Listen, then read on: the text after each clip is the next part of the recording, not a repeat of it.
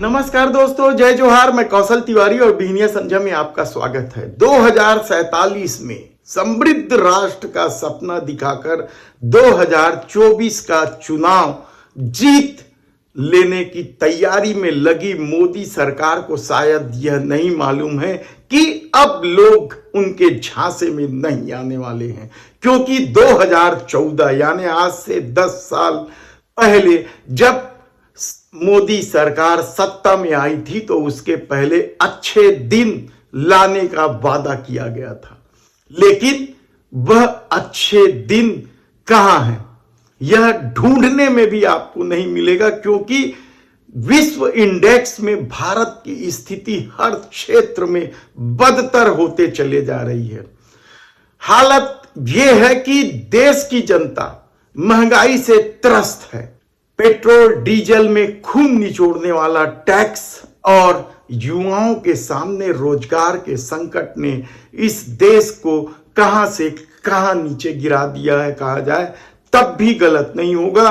लेकिन मोदी सरकार का अपना नैरेटिव सेट करने का तरीका है, एक परसेप्शन बनाया जाता है और उसी परसेप्शन के तहत यह भी बताया गया कि देश के प्रधानमंत्री नरेंद्र मोदी के आगे पीछे कौन है।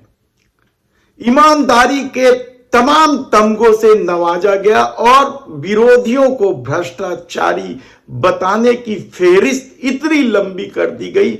उसके बाद उस फेहरिस्त के एक एक आदमी, एक एक लोगों के पास ईडी और सीबीआई भेज भेज कर उन्हें अपनी पार्टी में ला दिया गया।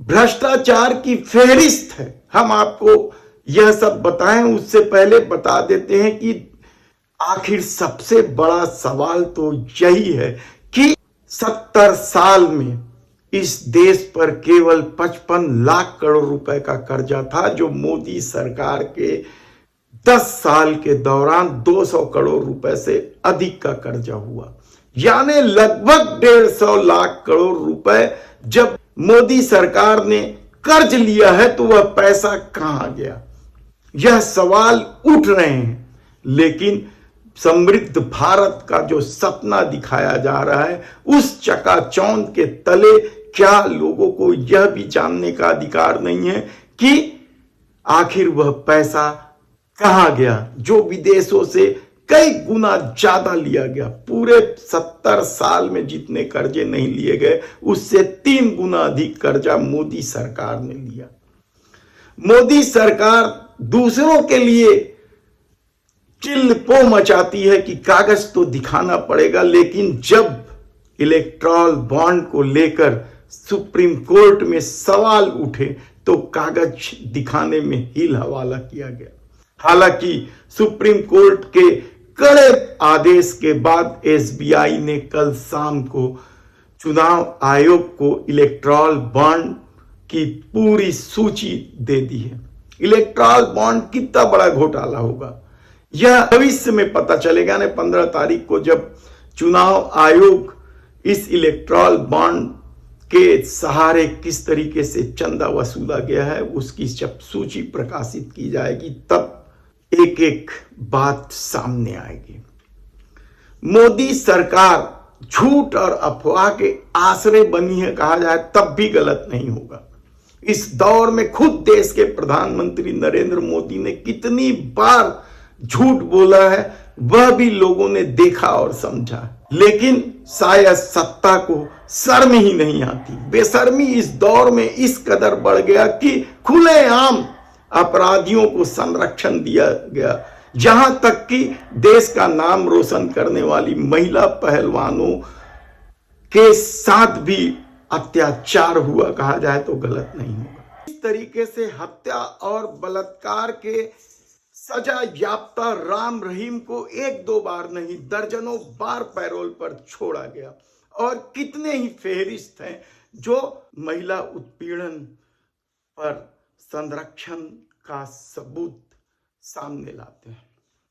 लेकिन 2047 में समृद्ध भारत का सपना दिखाकर घपले घोटालों को भी डाइल्यूट किया गया या दबा दिया गया। यह सवाल हम इसलिए उठा रहे हैं, क्योंकि फेरिस्त है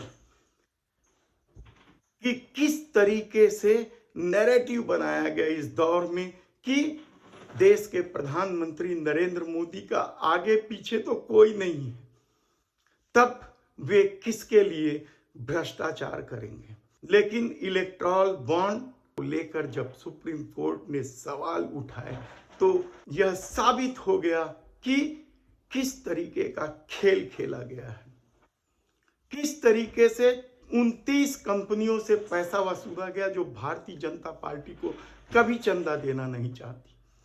यही नहीं, कई मामले सामने आए इस दौर में। कैग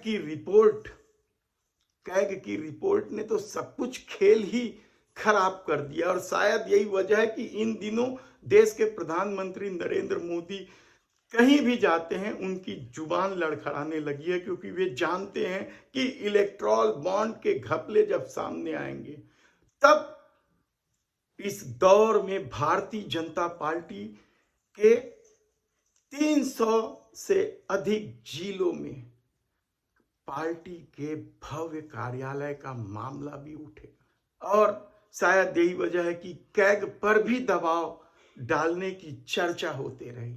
हम आपको बताते हैं कि कैग ने किस तरीके से उस मोदी सरकार पर सवाल उठाए हैं, भ्रष्टाचार के आरोप लगाए हैं, जो ईमानदारी का ढोल पीटते नहीं थकते हैं। कहां से शुरू करें? पहला मामला, क्या आयुष्मान भारत योजना। आयुष्मान भारत योजना ने तो भ्रष्टाचार की सारी इंतहा पार कर दी है, कहा जाए तब भी गलत नहीं होगा। एक ही कार्ड से, एक ही आधार कार्ड से लाखों लोग मरीजों का इलाज कर दिया गया। जिस अस्पताल की क्षमता 100 बिस्तर की नहीं है, वहां एट ए टाइम 250 मरीज भर्ती दिखाया गया। वे 450 लोग जो कभी इलाज के लिए अस्पताल ही नहीं गए, उनका इलाज का खर्चा दिखा दिया गया। सवाल सिर्फ आयुष्मान भारत योजना में गरीबों का इलाज का नहीं है। ये अच्छी योजना थी, लेकिन भ्रष्टाचार के भेंट चढ़ा दी गई। किस तरीके से बंदर बांट किया गया, करोड़ों अरबों रुपए का, आप कल्पना नहीं कर सकते। लेकिन जांच कौन करे? क्यों? क्योंकि इस दौर में ईमानदारी का ढोल इस कदर पीटा गया कि आप यकीन नहीं करेंगे कि विकलांगों का पैसा भी मोदी सरकार ने गोलमाल कर दिया। पेंशन योजना, इस पर कैग ने रिपोर्ट दी है। महिला, बुजुर्ग, विकलांगों को पेंशन दिया जाता है। उस योजना की राशि का 19 राज्यों में होल्डिंग लगाकर अपना नैरेटिव सेट किया जाने लगा। कैग ने तो सीधे सीधे कह दिया है कि विकलांगों का पैसा खाया जा रहा है। आप कल्पना कर सकते हैं कि गरीबों का इलाज का पैसा खाया जा रहा है, विकलांगों का पैसा खाया जा रहा है।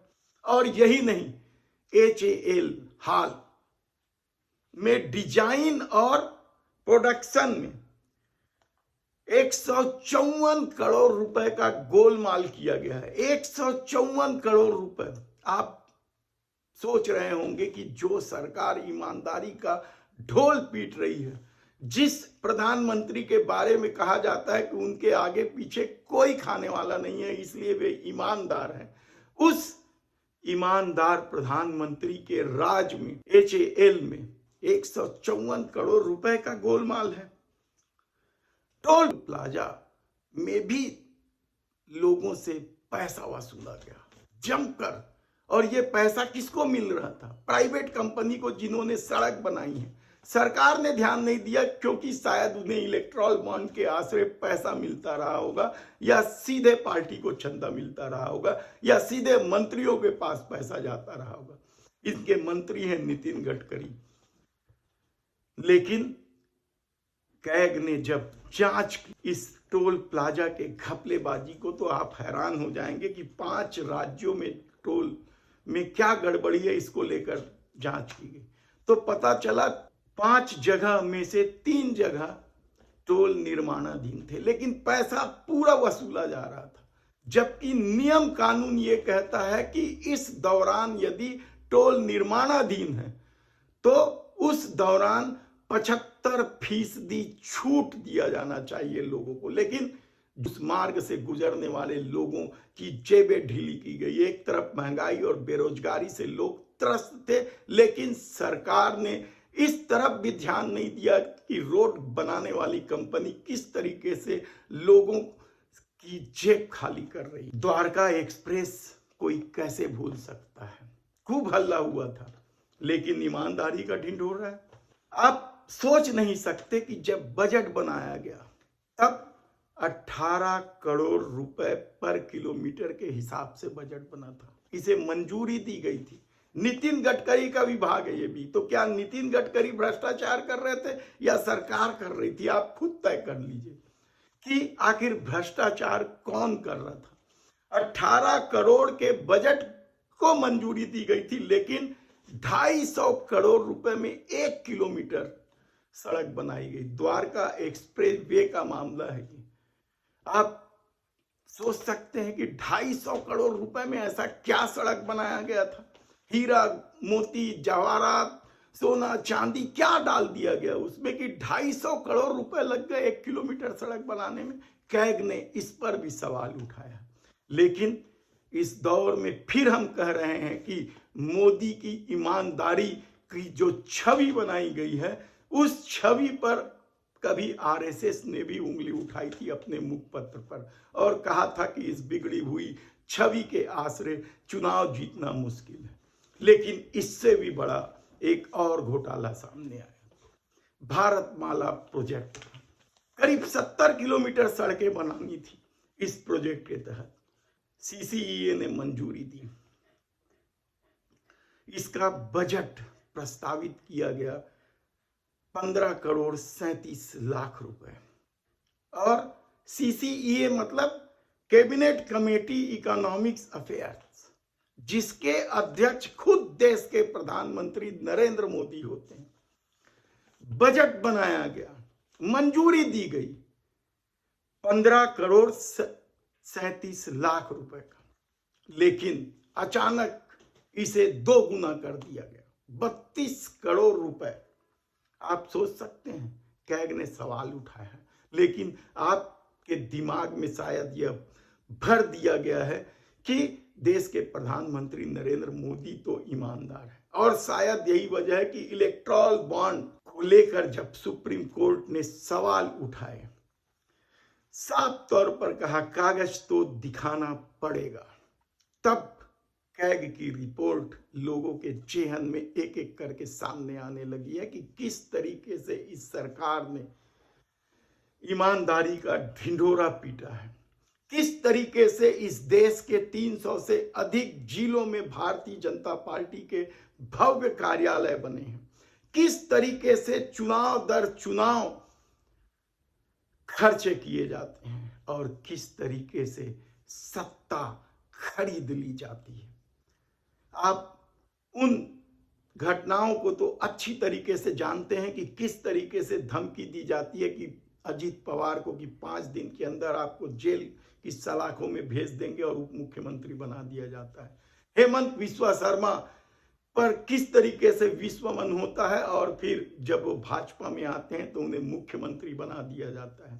अशोक चौहान, कृपाशंकर सिंह फेरिस्त है, शुभेंदु अधिकारी, आप तमाम उन भ्रष्टाचारी नेताओं का नाम ले लीजिए जो विपक्ष में थे तब भारतीय जनता पार्टी प्रहार करती थी और ईडी सीबीआई भेजकर, ऐसा कहा जा रहा है कि ईडी सीबीआई भेजकर उन्हें पार्टी में लाकर वॉशिंग मशीन में धो दिया गया।